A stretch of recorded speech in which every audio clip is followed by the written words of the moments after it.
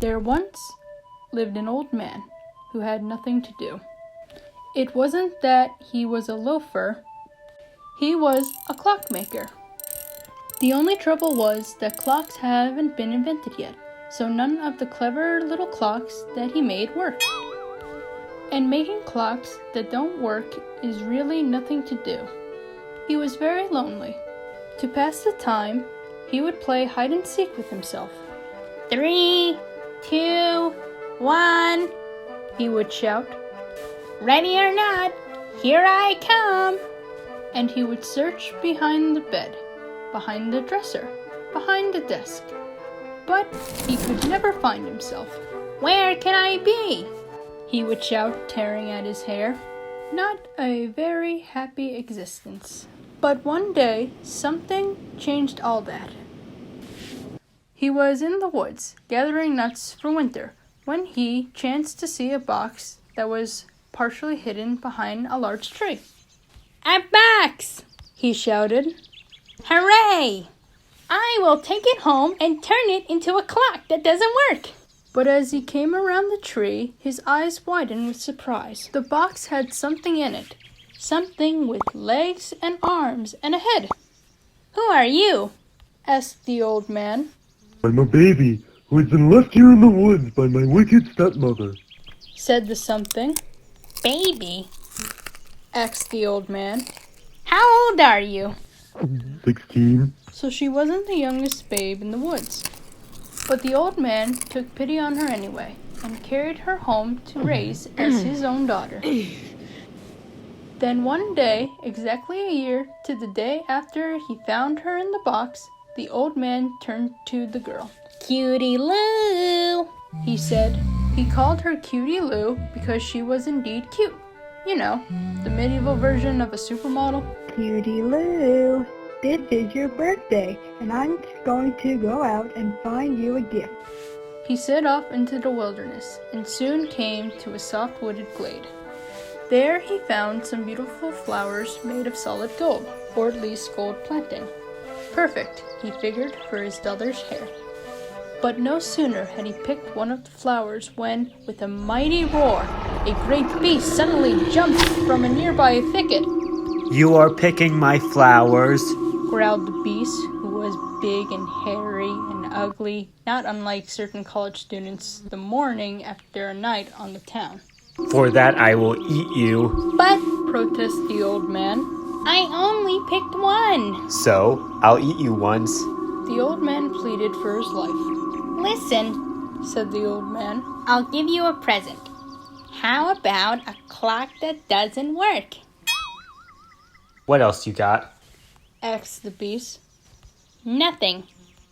Only my cute little daughter. This caused the beast to stop and think, for he was lonely and unhappy as beasts go. He put his arm around the old man and gave him his best beastly smile. Listen, terrified old man, said the beast. Tell you what I'm gonna do. I'm gonna do this because I like you and I think you like me. I think we really have a bond here, you know? And then the beast said some things only the old man could hear. We'll have to find out later. Soon the old man arrived back at the house. Do I have a surprise for you? He told his daughter, Cutie. What is it? She asked, breathless. I have set you to marry a beast, he said. With that, the girl started to head for the door, ready to climb back in the box and abandon herself in the woods again. But the old man quickly explained it wasn't as bad as it seemed. The beast, you see, didn't really think he was a beast at all. He thought he was a handsome prince who was bewitched and all needed was to be kissed by a beauty, or at the very least by a cutie. The beast had read something like that somewhere. For those of you who are curious, that's what the beast and the man were talking about in the wooded glade. Said the cutie. If he really is a handsome prince, we could get married and live happily forever after, in a castle yet. And we could send our kids to the best school, and I could drive the carriage and go to the pool once a week and... In any case, the girl agreed, and soon found herself in the forest glade, where the beast had been anxiously waiting. Well, let's get this over with, she said. and she kissed him on the left furry cheek to break the spell. Strange. Said the beast. I didn't hear any bells or whistles or see fireworks or anything. How do I look? Horrible. Said the girl. Nothing happened. Maybe I kissed the wrong cheek. So she kissed him on the right, even furrier cheek. Still nothing. Maybe Reasoned the girl. you've got a different kind of spell, like amnesia or something. Perhaps a swift blow on the head. Willing to try anything, the beast agreed, and Cutie, with a large, knotty oak branch in hand, got a good wind-up and tried to break that spell. This time there was a change. The beast was still a beast.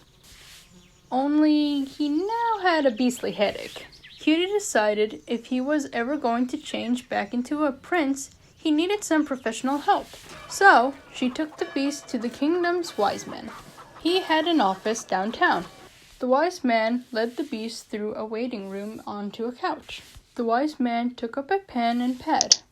Now, how long have you had this feeling that you're a bewitched beast? He asked. It started when I was a little monster only 5 years old. Said the beast. 7 hours and $800 later, the wise man came into the waiting room, where Cutie was flipping through the latest issue of Castle and Garden. I wish to announce that he is cured. Said the wise man. You mean he's a handsome prince now? Asked Cutie. No, but he thinks he is.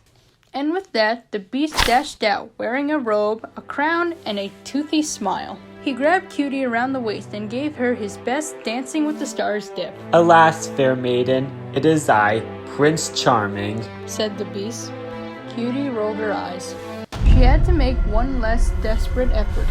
Knowing that it is witches that cast these spells, she rushed the beast to the local witch. I've never turned any princes into beasts, honey. Said the witch. I'm more the poisoned apple type. Did you see the job I did on Snow White? Never mind. Said Cutie. Is there anything you can do? Well, I can give him a shot of my witch's brew. Although it could keep him up at night. It's caffeinated. The beast didn't mind. He dipped a cup into the giant boiling pot and gulped it down in one gulp. The earth began to tremble. There was a flash of blue lights, and then a huge, roaring explosion! But there was no change. He was still a beast, and always would be. Cutie was very sad, and so, said the beast, was he. I'm very sad. Said the beast. But thanks for all your trouble. See ya. With that, he bent down on one knee and kissed Cutie's hand. And that's when something completely unexpected happened. In a blinding flash, Cutie turned into a beast. For it was Cutie who was the bewitched one. She was a girl beast all along. As is usually the case, it was a happy ending. They were married, and as far as anybody knows, are still living a beastly, happy existence to this very day.